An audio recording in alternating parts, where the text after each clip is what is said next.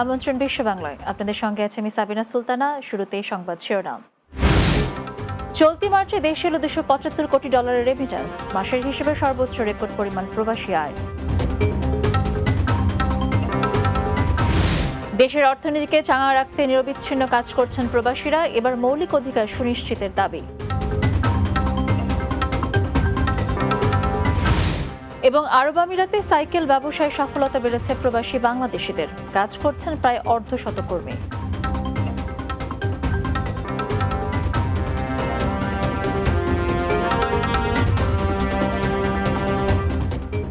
শুনছিলেন শিরোনাম, এবারে বিস্তারিত। মাস শেষ না হতেই চলতি মার্চে দেশে $275 কোটি রেমিটেন্স আয় এসেছে। একক মাসে এত বেশি পরিমাণ রেমিটেন্স আগে কখনো আসেনি বাংলাদেশে। বাংলাদেশ ব্যাংকের হালনাগাদ তথ্যে জানা গেছে, এর আগে 2024 সালের ডিসেম্বরে প্রবাসীদের $264 কোটি এসেছিল, ওটাই ছিল একক মাসের সর্বোচ্চ রেমিটেন্স। তার আগে 2020 সালের জুলাই মাসে $260 কোটি রেকর্ড রেমিটেন্স এসেছিল। সংশ্লিষ্টরা জানান, অর্থ পাচারে বর্তমান সরকার কঠোর অবস্থান নিয়েছে, ফলে হুন্ডি সহ বিভিন্ন অবৈধ চ্যানেলে টাকা পাঠানো কমে গেছে, ফলে বৈধ পথে রেমিটেন্স আহরণ বেড়েছে। এছাড়া পবিত্র রমজান মাস চলছে, মুসলমানদের প্রধান ধর্মীয় উৎসবকে কেন্দ্র করে বাড়ছে বিভিন্ন কেনাকাটা।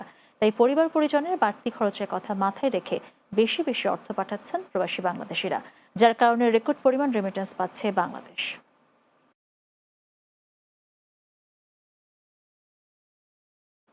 বিশ্বজুড়ে ছড়িয়ে থাকা প্রবাসীরা দেশের অর্থনীতিকে চাঙা রাখতে যেমন রাখছেন অগ্রণী ভূমিকা, তেমনই সমাজে অবদান রাখছেন অনন্য। তবে কাজের অধিকার বা মৌলিক অধিকার সহ নানা অধিকার থেকে তারা বরাবরই বঞ্চিত হচ্ছেন। আর তাদের সেই অধিকার প্রতিষ্ঠায় করণীয় বিষয়ে আলোচনা করেছে প্রবাসী বাংলাদেশ সাংবাদিকদের সংগঠন Bangladesh press club Kuwait. Kuwait প্রতিনিধি আহা জুবেদের প্রতিবেদনে বিস্তারিত। প্রবাসীরা বিদেশে যেমন বিভিন্ন সুযোগ সুবিধা থেকে বঞ্চিত হচ্ছেন, তেমনি দেশেও বিভিন্ন সময়ে সরকার পরিবর্তন হয়, কিন্তু প্রবাসীদের ভাগ্য পরিবর্তন হয় না। সব সরকারের কাছেই প্রশংসার মধ্যে সীমাবদ্ধ থাকতে হয় প্রবাসীরা। বাংলাদেশ প্রেস ক্লাব কুয়েতের সভাপতি সাংবাদিকদের এক সভায় এসব কথা বলেন। বাংলাদেশ প্রেস ক্লাব কুয়েত প্রবাসীদের স্বার্থ সংশ্লিষ্ট বিষয় নিয়ে ধারাবাহিক কর্মসূচির অংশ হিসেবে আলোচনা সভায় সাংবাদিকরা নানা বিষয় তুলে ধরেন। বাংলাদেশ প্রেস ক্লাব কুয়েত এখানে যারা বাংলাদেশে যারা জাতীয় মিডিয়াতে কর্মরত আছেন, বিভিন্ন টিভি এবং পত্রিকাতে, তাদেরকে নিয়ে আজকে এই সেমিনার।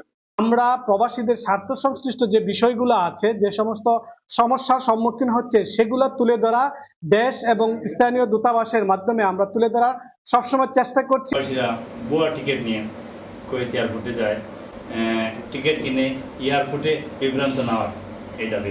বাংলাদেশ প্রেস ক্লাব কুয়েতের সভাপতি মঈনুদ্দিন সরকার সুমনের সভাপতিত্বে এবং সাধারণ সম্পাদক আহা জুবেদের পরিচালনায় সবাই বাংলাদেশের জাতীয় মিডিয়ায় কুয়েত প্রতিনিধিগণ উপস্থিত ছিলেন। এ সময় প্রবাসীদের স্বার্থে বিভিন্ন যুক্তি তুলে ধরেন সাংবাদিক নেতারা। কুয়েতে নতুন কোনো আইন কানুন হচ্ছে, পাশাপাশি দেশে এয়ারপোর্টে হয়রানি বিষয় নিয়ে আসছি, আমরা আলোচনা করেছি। গাড়ি কথা বললে মোকালাফা দেওয়া, জরিমানা দেওয়া। বাংলাদেশ প্রেস ক্লাব কুয়েত কর্তৃক একটি অন্য ধরনের অনুষ্ঠান আয়োজন করা হয়েছে। প্রবাসীদের সমস্যার সম্ভাবনা নিয়ে অতীতেও বাংলাদেশ প্রেস ক্লাব কুয়েত কাজ করে গেছে এবং ভবিষ্যতেও কাজ করে যাবে। প্রবাসীদের অধিকার আদায়ে সংবাদ কমিটির কি ভূমিকা, সেই বিষয়ে আজকে আলোচনা হয়েছে। বাংলাদেশ প্রেস ক্লাব কুয়েত কর্তৃক আয়োজিত আলোচনা সভায় উপস্থিত ছিলেন সাংবাদিক আল আমিন রানা, মোহাম্মদ হেফজু, সাদেক রিপন, সেলিম হাওলাদার, হাদাম্বিয়া খোকন, আলাল আহমদ, জাহিদ হোসেন জনি, কাউসার বিহন, শাহ করিম সহ আরো অনেকে। আহা জুবেদ, বাংলা টিভি, কুয়েত। এবার দুবাইয়ের গল্প।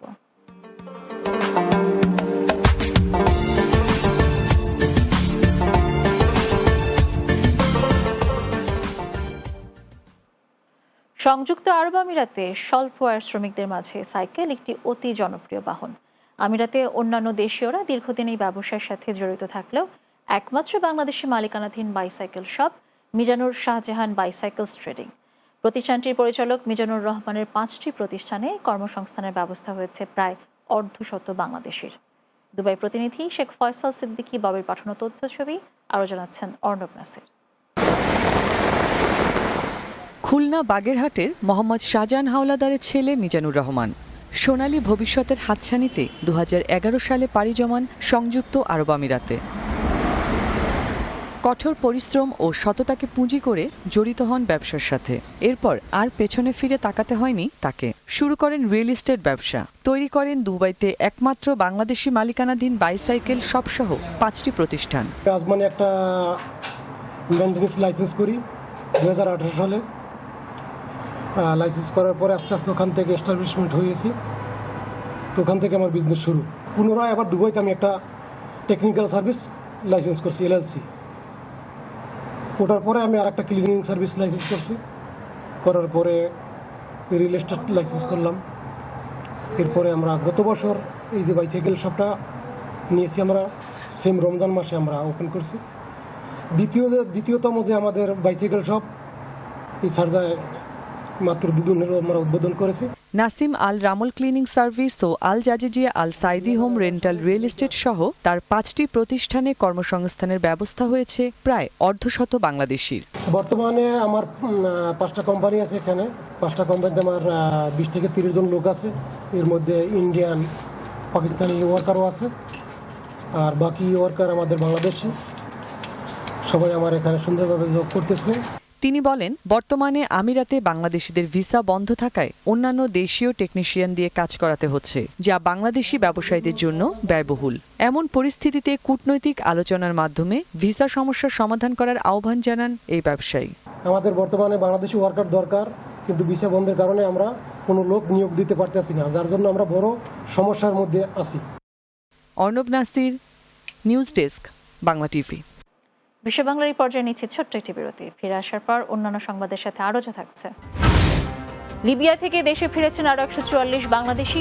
IOM এর সহযোগিতায় চলছে স্বেচ্ছা প্রত্যাবাসন কার্যক্রম।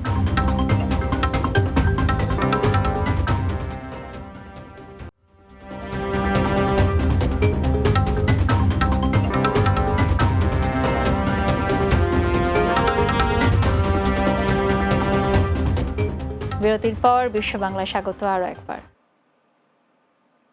নোয়াখালীর সোনাইমুড়িতে বীরশ্রেষ্ঠ শহীদ রুহুল আমিন ফাউন্ডেশনের চেয়ারম্যান ও যুক্তরাষ্ট্র প্রবাসী আতাউর রহমান জুয়েলের পক্ষ থেকে ঈদ সামগ্রী বিতরণ করা হয়েছে। বৃহস্পতিবার দুপুরে উপজেলার আমিশাপাড়া কমিউনিটি সেন্টারে অসহায়দের মাঝে এ সামগ্রী বিতরণ করা হয়। অনুষ্ঠানে প্রধান অতিথি ছিলেন চন্দ্রগঞ্জ কফিল উদ্দিন ডিগ্রি কলেজের প্রিন্সিপাল প্রফেসর মোস্তাফিজুর রহমান। ফাউন্ডেশনের সভাপতি মাহফুজুর রহমান সভাপতিত্বে উপস্থিত ছিলেন আমিশাপাড়া হাই স্কুলের সিনিয়র শিক্ষক জাহাঙ্গীর আলম, খলিলুর রহমান ডিগ্রি কলেজের শিক্ষক আয়াজুল হক ও খলিলুর রহমান আলিয়া মাদ্রাসা পরিচালনা কমিটির সদস্য মোয়াজ্জেম হোসেন সুমন সহ অনেকে। বন্যাসহ বিভিন্ন প্রাকৃতিক দুর্যোগে এলাকার মানুষকে দীর্ঘদিন ধরে সহযোগিতা করে আসছেন আতাউর রহমান জুয়েল। কুয়েতে খেলাফত মজলিস কুয়েত শাখার উদ্যোগে আলোচনা সভা ও ইফতার মাহফিল অনুষ্ঠিত হয়েছে। কুয়েত প্রতিনিধি আহা জুবেদ জানান, কুয়েত সিটির রাজবাড়ী রেস্টুরেন্টে আয়োজিত সভায় সভাপতিত্ব করেন আয়োজক সংগঠনের সভাপতি মাওলানা ফখরুল ইসলাম। সাধারণ সম্পাদক আকরাম হুসাইনের পরিচালনায় এতে প্রধান অতিথি হিসেবে উপস্থিত ছিলেন সংগঠনের উপদেষ্টা শায়েখ নুরুল ইসলাম। বিশেষ অতিথি হিসেবে আলোচনা করেন ওজারাতুল আওকাদ খতিব, কুয়েত খেলাফত মজলিসের উপদেষ্টা শায়েখ এমদাদুল উল্লাহ বিলালি, শায়েখ মোহাম্মদ হাসান বিন আমির, শায়েখ মোহাম্মদ কাশিম, এনায়েতুল্লাহ দাঙ্গি, IPAC, মনিরুজ্জামান, মাওলানা আহসানুল্লাহ বদর, মাওলানা ইয়াকুব হুসা, মুফতি ফজলুল হক ও মোহাম্মদ হায়দার আলী সহ আরো অনেকে।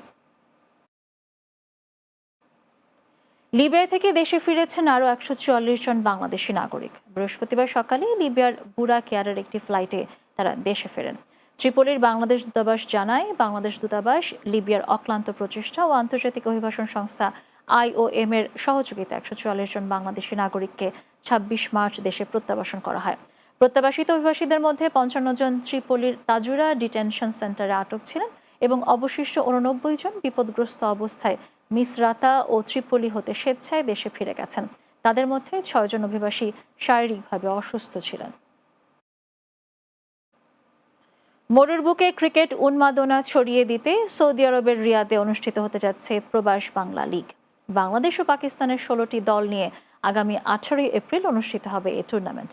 খেলায় প্রবাসী বাংলাদেশিদের মধ্যে রয়েছে ঢাকা কিংস, চট্টগ্রাম, বরিশাল, কুমিল্লা ও খুলনা রয়্যাল বেঙ্গল টাইগার্স সহ কয়েকটি দল। রিয়াদ প্রতিনিধি AK আজাদ লিটন জানান, প্রায় 5 লাখ সৌদি রিয়াল বাজেটের এই টুর্নামেন্টের আয়োজন করেছে প্রবাস বাংলা প্রিমিয়ার লিগ।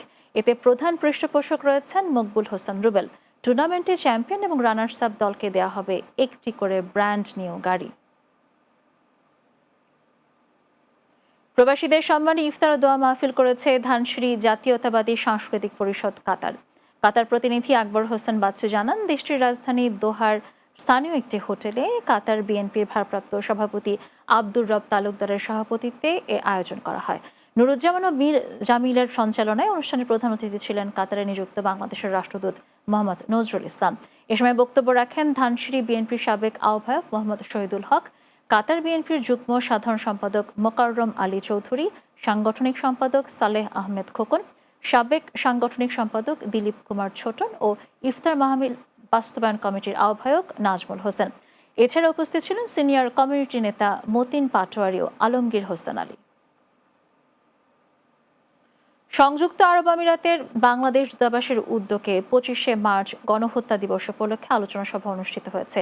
আবুধাবি প্রতিনিধি এম আব্দুল মান্নান জানান, রাজধানী আবুধাবিস্থ বাংলাদেশ দূতাবাসের কনফারেন্স রুমে আয়োজন করা হয়। রাষ্ট্রদূত তারেক আহমেদের সভাপতিত্বে অনুষ্ঠান পরিচালনা করেন শ্রম কাউন্সিলর লুৎফুন্নাহার নাজিম। এতে প্রধান উপদেষ্টার বাণী পাঠ করেন শ্রম কাউন্সিলর মোহাম্মদ উল্লাহ খান এবং মূল প্রবন্ধ পাঠ করেন কাউন্সিলর তৌহিদ ইমাম।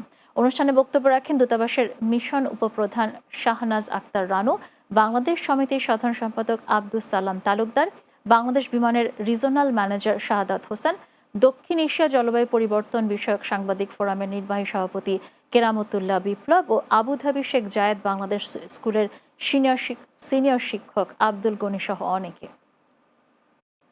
স্পেনের বার্সেলোনায় প্রবাসী বাংলাদেশিদের তাফসিরুল কোরআন ও ইফতার মাহফিল অনুষ্ঠিত হয়েছে।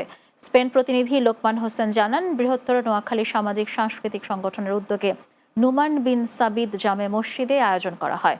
নজরুল ইসলাম চৌধুরীর সভাপতিত্বে ও ইমরান হোসাইনের পরিচালনায় এতে আলোচক ছিলেন তারেক বিন জিহাদ জামে মসজিদের ইমাম আব্দুল কাদের আল মাদানী। অনুষ্ঠানে বিশেষ অতিথি ছিলেন কমিউনিটি ব্যক্তিত্ব আব্দুর রাজাক লিটন, জসিমউদ্দিন ও নেসার আহমদ। এ সময় উপস্থিত ছিলেন মইনুল হাসান সুমন, রফিকুল্লাহ রিপন, সালাউদ্দিন বাবু, জিয়াউল হক জিয়া, সৌরভ হাসান মিশু ও আরিফুল ইসলাম সুমন সহ অনেকে। পরে বিশ্ব মুসলিম উম্মার শান্তি কামনা করে বিশেষ দোয়া করেন হাফিজ মাওলানা মুক্তার আহমদ। পবিত্র মাহে রমজান উপলক্ষে স্পেনে প্রবাসী বাংলাদেশিদের সম্মানে ইফতার ও দোয়া মাহফিল অনুষ্ঠিত হয়েছে। স্পেন প্রতিনিধি লোকমান হোসেন জানান, শিবচর উপজেলা পরিবার স্পেনের উদ্যোগে বার্সেলোনার দারুল আমাল জামে মসজিদে আয়োজন করা হয়। অনুষ্ঠানের সার্বিক তত্ত্বাবধান করেন ফয়সাল মোল্লা, ইমরান তালুকদার, মনির খান, মামুন মোল্লা, এনায়েত ঢালি, আসাদ ঢালি, রবিন ফারাজি, শহীদ খালাসি, মাহিন কাজী, রানা খান, শাহিন মোল্লা, আবু বাক্কার, সুমিন মৃধা, শাহাদাত মোল্লা, শিহাব মিয়া সহ অনেকে। এ সময় বিশ্ব মুসলিম উম্মার শান্তি, বাংলাদেশের সমৃদ্ধি ও প্রবাসীদের কল্যাণ কামনায় দোয়া করা হয়। প্রবাসী থেকেও একে অপরের পাশে থাকা এবং ইসলামের শিক্ষাকে লালন করার উদ্দেশ্যে এই আয়োজন বলে জানান আয়োজকরা।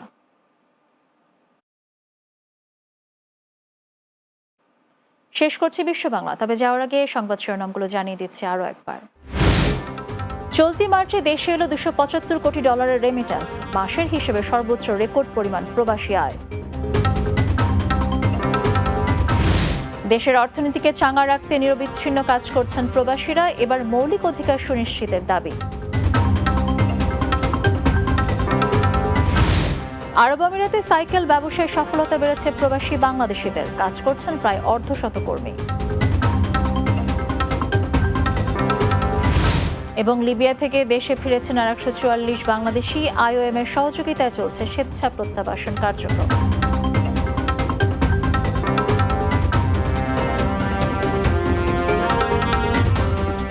দর্শক, এই ছিল বিশ্ব বাংলায়। এতক্ষণ সঙ্গে থাকার জন্য ধন্যবাদ সবাইকে।